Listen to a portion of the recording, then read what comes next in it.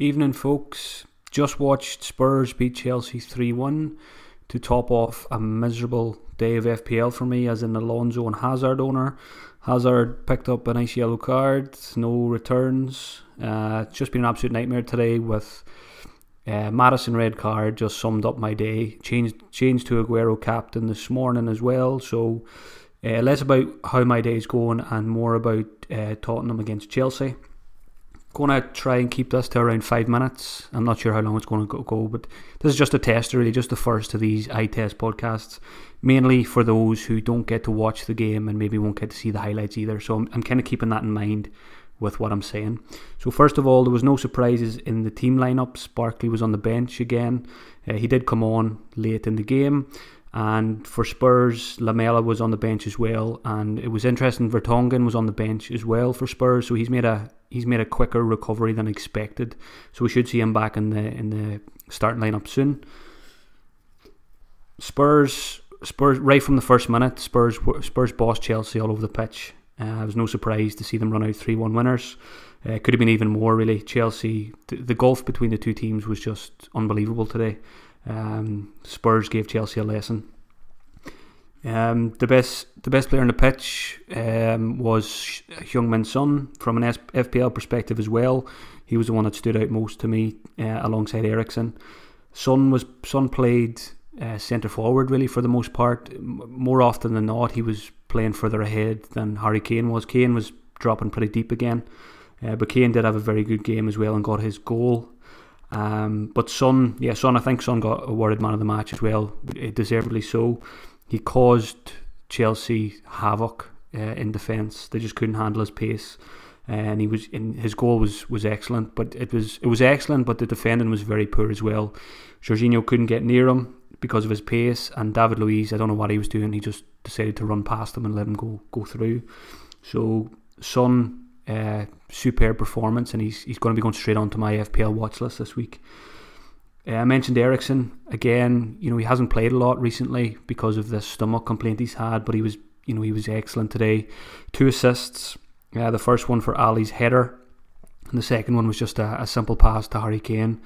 Eriksen could have had even more assists. There was 2 occasions where Son missed chances which he could have scored, and both of them would have been Eriksen assists as well.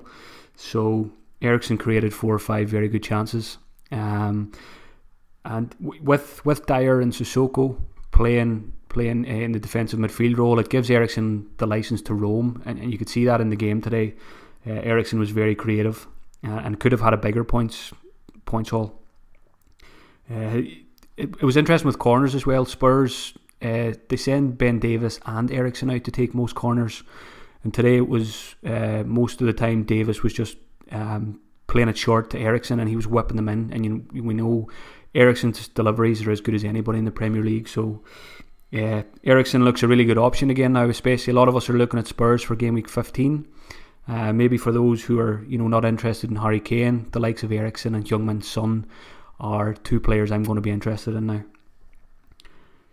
As I said, Kane got his goal. He should have had a second. He had a very good chance that he blazed over the bar. He should have had a brace, and he had another few chances as well. Mostly long range efforts, but again, good signs. That's what we want to see from Harry Kane ahead of the busy Christmas fixtures. Dele Alli scored as well. A good header from Eriksen's cross. And again, Ali could have had a brace as well. He was very close to getting a second goal. He just missed by a couple of inches, and that would have been a Harry Kane assist as well. So all in all, it was all about Spurs. And if you watch that game without knowing anything about FPL or this season gone by, there's only one team you'd be looking at for FPL, and that's Spurs. Chelsea were awful. I mentioned their defence was awful. Their goalkeeper was questionable as well for the first 2 goals. Hazard was very quiet. He had 1 decent shot from distance, but didn't really threaten too much. He had 2 penalty shouts. Probably should have been awarded one of them. He was brought down by Foyth. That one probably should have been a penalty, but the Sissoko one I think would have been very soft. So he got his yellow card as well, which was actually a pretty soft yellow card, but it was out of frustration more than anything else. Alonso didn't threaten at all really going forward. He was very quiet as well, which is, you know, slightly worrying. But again, it's only one game and it's against Spurs, so I wouldn't be worried too much about Alonso.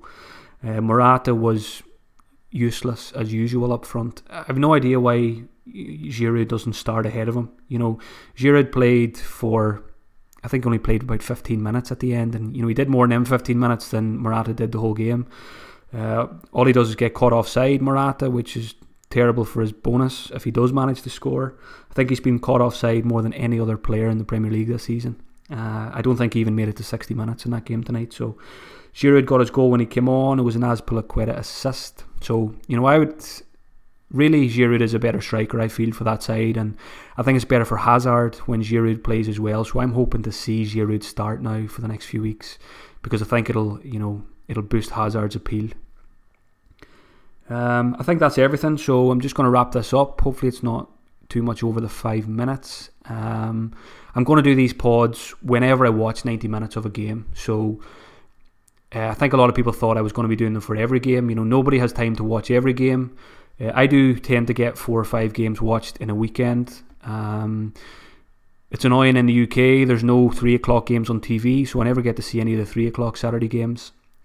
Sometimes Sky do a game of the day, which is in the evening. So what I do is sometimes I record games as well, and I'll watch them on Monday or Tuesday. So I'll do the eye test then as well. You know, if I watch a game on a Monday which I've recorded at the weekend, I'll still do the eye test for that one, and I'll stick it up on SoundCloud and YouTube as well. So hopefully you found it useful, especially those maybe that didn't get to see the game. And I'll hopefully be back tomorrow with 2 eye tests for both games tomorrow. Hopefully I get to see them.